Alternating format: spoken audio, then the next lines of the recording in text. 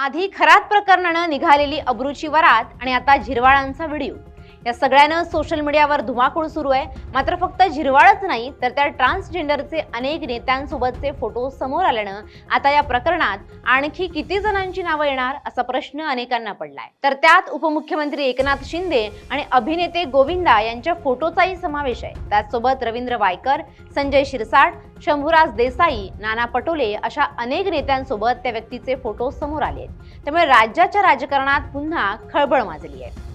झिरवाळांसोबतच्या व्हिडिओत नेमकं काय आहे यावरही चर्चा करूयात।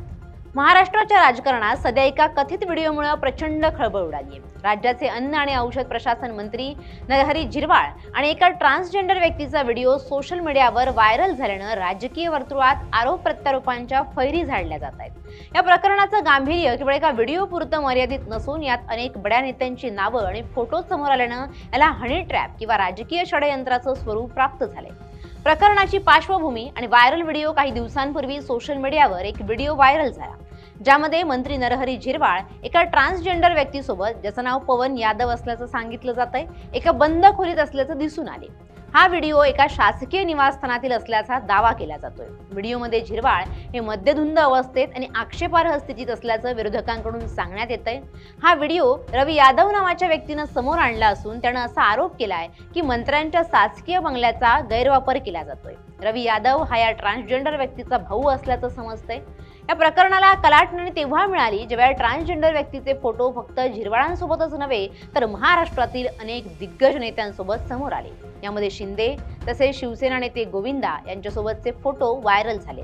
रवींद्र वायकर, संजय शिरसाट, शंभूराज देसाई, दादा भुसे, प्रताप सरनाईक आणि काँग्रेस प्रदेशाध्यक्ष नाना पटोले यांच्यासोबतचे फोटो समोर आले आहेत। या फोटोंमुळे असा प्रश्न उपस्थित होत आहे की व्यक्ती सर्वपक्षीय नेत्यांच्या इतक्या जवळ कशी पोहोचली? हा केवळ योगायोग आहे की जाणीवपूर्वक रचलेले कोणते तरी जाळे?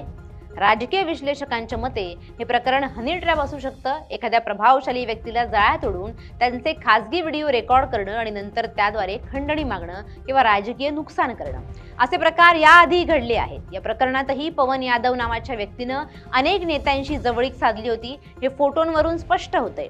झिरवाळांच्या समर्थकांचं म्हणणं आहे की हे त्यांना बदनाम करण्यासाठी रचलेलं षडयंत्र आहे। मात्र व्हिडिओमधील इतर दृश्यांमुळे त्यांच्यावर नैतिकतेच्या आधारावर टीकेची झोड उठली आहे। विरोधकांनी या प्रकरणावरून सरकारला धारेवर धरलंय। ज्या मंत्र्यांकडे राज्याच्या महत्त्वाची विभागाची जबाबदारी आहे ते जर अशा कृत्यात गुंतलेले असतील तर सामान्य जनतेनं कोणाकडे पाहायचं असा सवाल विचारला जातोय। झिरवाळ यांच्या राजीनाम्याची मागणी जोर धरू लागली आहे। आधीच खरात प्रकरणावरून सरकार टार्गेटवर असताना आता झिरवाळ प्रकरणानं विरोधकांच्या हातात आयतं कोलीत दिले। या व्हिडिओची सत्यता अद्याप तांत्रिकदृष्ट्या सिद्ध झालेली नाही। आजच्या काळात डीप फेक आणि AI तंत्रज्ञानाचा वापर करून खोटे व्हिडिओ बनवणं सहज शक्य आहे। त्यामुळे सायबर सेल या व्हिडिओची फॉरेन्सिक तपासणी करतंय।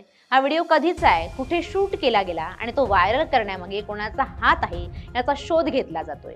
जर हा व्हिडिओ जाणीवपूर्वक बदनामीसाठी एडिट केला असेल तर संबंधित व्यक्तींवर कठोर कारवाई होऊ शकते। या संपूर्ण प्रकरणामुळे महाराष्ट्राच्या सुसंस्कृत राजकारणावर प्रश्नचिन्ह उपस्थित झाले। नेत्यांचं खासगी आयुष्य आणि सार्वजनिक जबाबदारी यातील नैतिकता हरवत चालली आहे असा प्रश्न सर्वसामान्यांना पडलाय। केवळ एका व्हिडिओमुळे पूर्ण राजकीय कारकीर्द पणाला लागते हे या प्रकरणावरून पुन्हा एकदा सिद्ध झाले। नरहरी झिरवाळ आणि ट्रान्सजेंडर व्यक्तीचं हे प्रकरण सध्या अत्यंत संवेदनशील वळणावर आहे। जोपर्यंत अधिकृत चौकशीचा अहवाल येत नाही तोपर्यंत यातील सत्य पूर्णपणे समोर येणार नाही। मात्र या प्रकरणाने महाराष्ट्राच्या राजकारणात गलिच्छ राजकारणाची म्हणजेच डर्टी पॉलिटिक्सची चर्चा पुन्हा एकदा सुरू केली आहे।